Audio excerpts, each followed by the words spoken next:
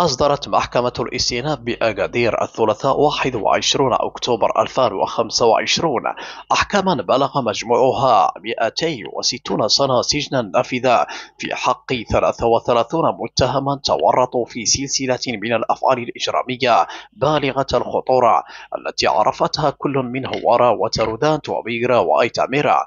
وفيما يلي تفاصيل توزيع الأحكام الصادرة عن محكمة الاستئناف بأكادير ل 33 متهما بإجمالي 260 سنة سجنا. وجاء توزيع الأحكام على النحو التالي: 19 متهما من هوارا، حيث أدين 12 منهم ب10 سنوات سجنا لكل واحد، وفي حين حصل متهم واحد على 6 سنوات، وآخر على 5 سنوات، وآخر على سنة حبسا نافذة، وآخر بسنة حبسا وتعويضات مدنية لفائدة الأمن الوطني والدرك الملكي. أما 8 متهمين من بيغرا فقد صدر ضد كل واحد منهم أحكاما بالسجن 10 سنوات، فيما حكم على متهم من تزنيت بالسجن ذاته 10 سنوات.